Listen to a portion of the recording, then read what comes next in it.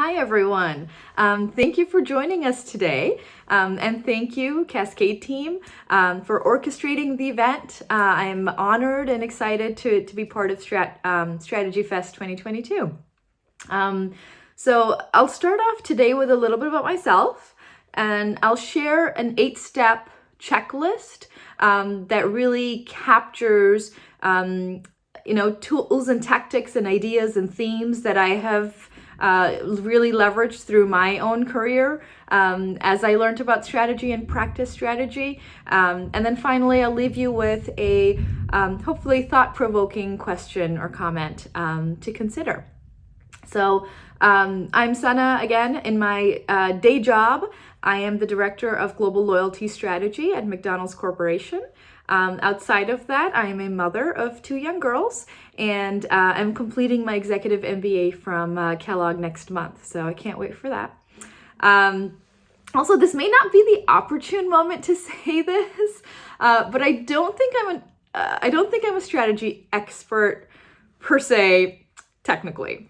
But strategy is a verb, and you only need to practice it to get better over time, and that will be how I rest my case if I really mess it up today.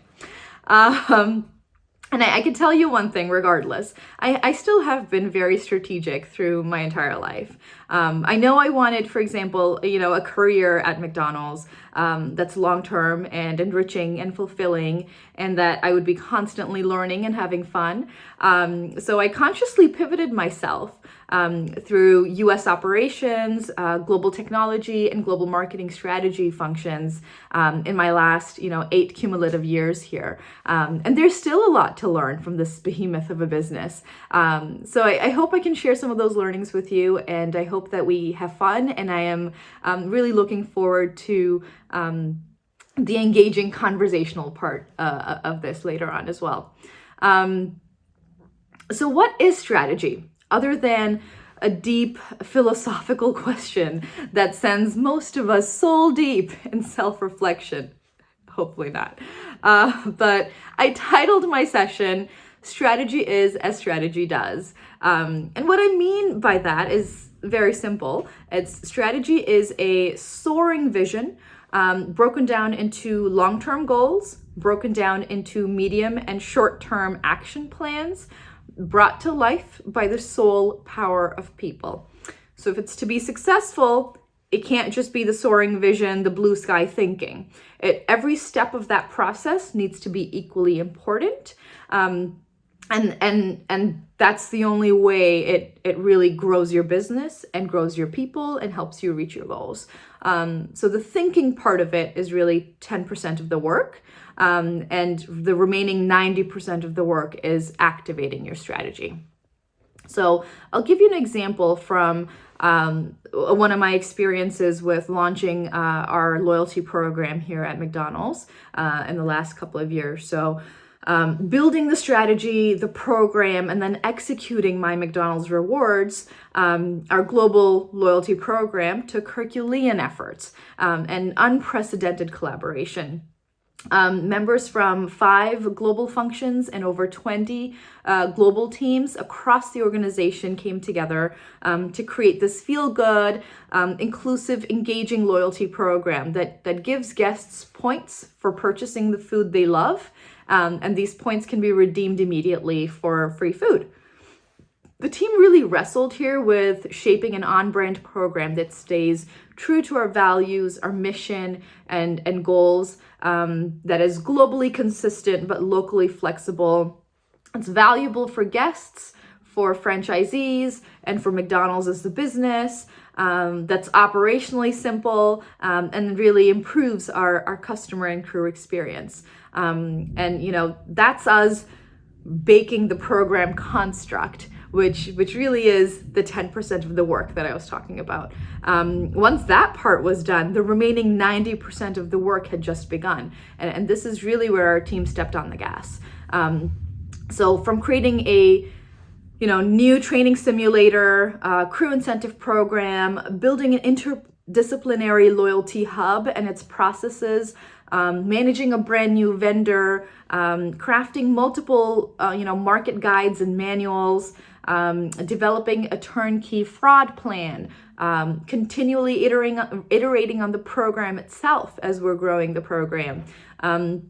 All of the while, we're consulting folks from every corner of the organization to do so. And then we're creating tailored, plans that are inclusive of marketing plans, technology, finance, and operations plans for each market to get them to launch and post-launch phases. To be very, to be candid with you, I am very proud of the team. So, and it's because we had 12 loyalty markets for McDonald's back in 2020.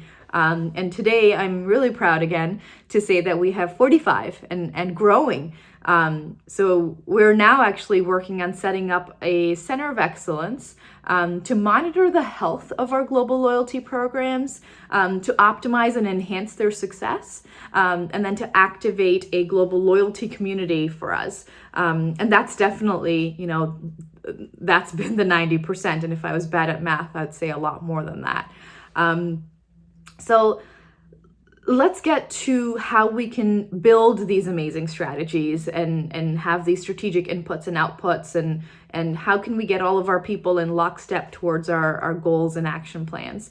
I have this checklist of 8 steps that I said that would be a really good takeaway, or at least something that we could consider from my personal learnings. And I'll start with the first one. So number 1 is starting with the team. I always start with people. Think about the diversity of thought that is in your hopefully cross-functional team. The strategy team is only strategic when it pulls in as many diverse persons and perspectives. And even more importantly, all voices included and heard equitably. And it's not just putting together this team, it's really evaluating in every meeting that you're in, who are those quieter or more analytical experts, and who are those louder thinkers, more dominant voices in each room. Each needs to be managed differently, but equally. There can also be fault lines in your diverse teams where there are small cliques of subcultures and sub-teams that do just that, subpar work, unfortunately. So if you can maintain the mindset of being, the owner of the business that you're leading, you really then building that team with a cohesive culture will be your main job, and rightfully so, because that will determine your success. If you're struggling with this, I have asked, I've asked my team a question that my professor, Michelle Buck, had asked a group of executives in our MBA class. Where do you come from that's not a geographic location? Ask everyone in your team that, and in a group setting, and listen to the answers, really listen to the answers, and look for common threads that bind your people into this single, cohesive, committed team that can be candid with each other and can still really challenge each other in a safe space. Building this is your strategic priority. The second one is provide that soaring vision and the long-term goals. What do you really want to do that will grow the business and the people? Think deeply about, the context of your business, the competitive landscape for your business, and then what you can do to differentiate yourself and stay ahead in the marketplace. How will your business change because of your vision? And that might be a really good question to ask yourself as well as you put on your visionary hat. And then when it comes to the long-term goal, what financial or operational metric do you want to manipulate over the next year or two? What activities and people currently impact that metric directly? Pull in your allies in finance, sales, product, or operations, or what have you, to help you identify these key, metrics if needed, and then recognize how far you may be able to manipulate it in the allotted time that you have. Context and competitive landscapes do change every year or two, or more often or less often, depending on, what business you're in. So just, I'd say keep a consistent pulse and have the ability to flex, the inbuilt ability to flex. 3 is defining a learning agenda for your vision. A learning agenda is what takes you through a project from beginning to end. So it's when you want to look one step deeper than the preliminary data or the KPI dashboard at hand, right? It helps you deliberately discover your project's propellers and constraints, while enabling you to gather, curate, and share information learned over time. This empowers our global markets and our global loyalty team to make informed prioritization and sometimes reconfiguration decisions based on key learning points and deep cross-functional insights. There are 3 steps to how we establish a learning agenda with our markets. As you can see, I'm a checklist person. The first is really establishing the mindset. And the mindset of learning being an active and continuous process and not a static library. In this process, you want to identify what do we want to learn, who are the key audiences, and what is the learning timeline. So what can we learn by when, and who can help us. Then I would figure out the key focus areas. And this will inform the questions we ask, and this will also help us shift behavior. So for us in the loyalty program, our key focus areas were member experience, member value, program economics, and then program operations. And then finally, the most tactical part of the learning agenda includes assigning, cross-functional learning leads that are accountable to ask questions, set hypotheses, bubble up learnings, and then subsequently, prioritize and implement these learnings continuously.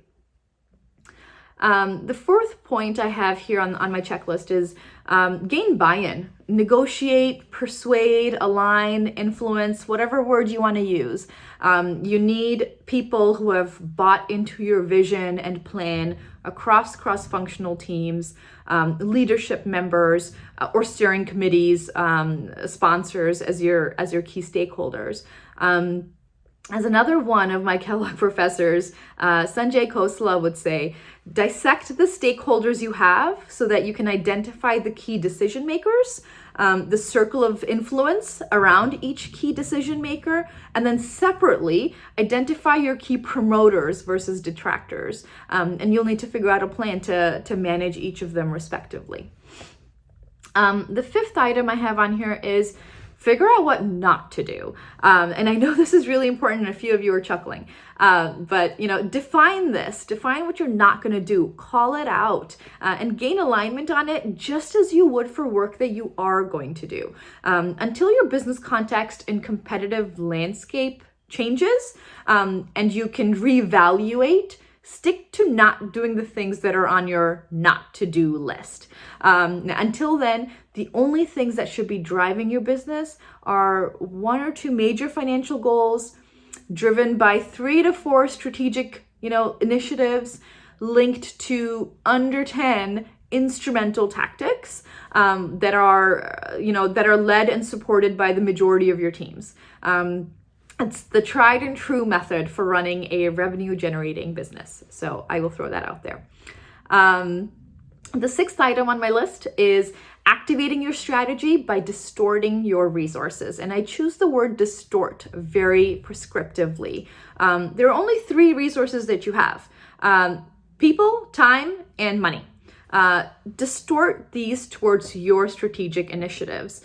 And distorting resources is way more impactful than distributing resources.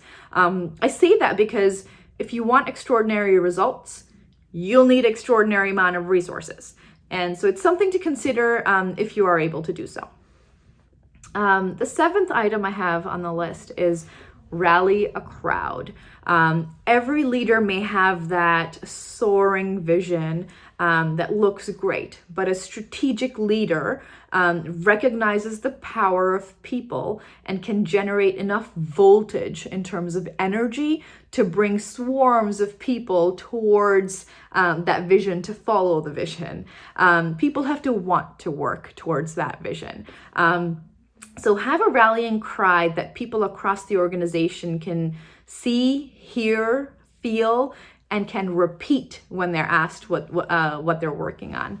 At McDonald's, we thought about as we were thinking about the loyalty strategy, we knew a couple of things. One, we've had fans long before the loyalty program, and we'll continue to have fans beyond the loyalty program.